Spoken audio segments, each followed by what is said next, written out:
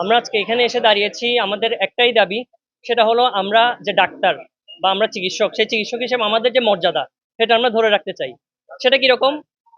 সারা পৃথিবীর মতো বাংলাদেশেও এমবিবিএস কোর্সের মাধ্যমে ডাক্তার বাছাই করা হয় বা ডাক্তার ৫ বছর বা আরো পোস্ট গ্রাজুয়েশন ধরলে ১০-১২ বছর কষ্ট করে একজন ডাক্তার প্রতিষ্ঠিত হয়। সেই জায়গায় এখন দেখা যাচ্ছে যে এসএসসি পাস করে ৬ মাস ১ বছরের কোর্স করে বা কেউ ২ বছরের কোর্স করে নিজেদেরকে ডাক্তার দাবি করছে। শুধু ডাক্তার দাবি করছে তাই নয়, তারা এমনও আশা করছে ডাক্তারদের পর্যায়ে এসে ডাক্তারদের মতো চিকিৎসা দিবে, অ্যান্টিবায়োটিক লিখবে। সাধারণত তাদের মানে অন্য সব দেশে যে সিস্টেমটা অর্থাৎ তারা মেডিকেল অ্যাসিস্ট্যান্ট সেই হিসেবে তাদের সর্বোচ্চ শুধুমাত্র প্রাথমিক চিকিৎসাটুকু দেওয়ার অনুমতি দেওয়া হয়।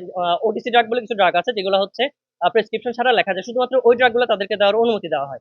কিন্তু যেগুলো স্পেশালাইজড ড্রাগ, বিশেষ করে অ্যান্টিবায়োটিক জাতীয় ড্রাগ, সেগুলো সাধারণত যারা রেজিস্টার্ড চিকিৎসক আছেন, এমবিবিএস ডাক্তার বা অ্যাবভ, তারা দিতে পারেন। এর বাইরে আর কেউ দিতে পারে না। কিন্তু এটা সারা পৃথিবীতে স্বীকৃত নিয়ম। কিন্তু বাংলাদেশের ক্ষেত্রে আমরা দেখতে পাচ্ছি এমন আজব এক দেশ, আজব এক সিস্টেম, যেখানে কিনা এই যে এসএসসি পাস, ডিএমএফ, ম্যাথস বা অন্যান্য বিভিন্ন নামের কিছু ভুয়া ডাক্তার আছে যারা এই তাদের সামান্য কোয়ালিফিকেশন নিয়ে আশা করছে তারা ডাক্তারের সমান হবে, অ্যান্টিবায়োটিক লিখবে, নিজেদেরকে ডাক্তার দাবি করবে, চেম্বার করবে।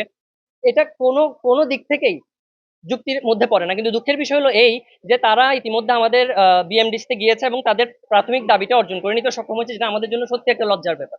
এবং শুধু এতটুকুই নয়, তারা এই বিষয়টাকে আদালত পর্যন্ত নিয়ে গেছে। আদালতে এই রায়টা অনেকবার পিছিয়েছে এবং সর্বশেষ আমরা যতদূর জেনেছি পরশু অর্থাৎ ১২ তারিখ এটার ফাইনাল একটা রায় হওয়ার কথা। তো এই রায়কে কেন্দ্র করে আসলে আমরা আজকে দাঁড়িয়েছি যে আমরা আমাদের এই রাজপথ ছাড়বো না। আমরা আমাদের যে দাবি অর্থাৎ তারা তাদের ম্যাথস বা ডিএমএফ যারা আছে তারা তাদের মর্যাদা নিয়ে অবশ্যই থাকবে। কিন্তু তারা যেন নিজেদেরকে ডাক্তার দাবি না করে। তারা আমাদের সহযোগী হিসেবে, হ্যাঁ, তাদেরকে আমাদের অবশ্যই দরকার। তাদের যে মর্যাদা সম্মান সেটাও তারা থাকবে। কিন্তু তারা তো আমাদের সমকক্ষ নিজেদেরকে দাবি করতে পারে না। সেই কোয়ালিফিকেশন তো তারা রাখে না। পৃথিবীর কোনো দেশে এটা নাই। তো আমাদের দাবি এটাই যে আমাদেরকে ডাক্তার হিসেবে আমাদের যে যোগ্যতা বা আমাদের যে মর্যাদা সেটা নিয়ে থাকতে দেওয়া হোক। আমাদের যে রিকোয়ারমেন্ট সেগুলো যেন আমাদের পূরণ করা হয়। আর আমাদের মূল দাবি আপাতত এটাই যে ১২ তারিখ যাতে রায় আমাদের পক্ষে আসে, তা না হলে আমরা আমাদের ডাক্তার সমাজ এবং মেডিকেল শিক্ষার্থীরা আরো কঠোর কর্মসূচি দিতে বাধ্য হবে। ধন্যবাদ।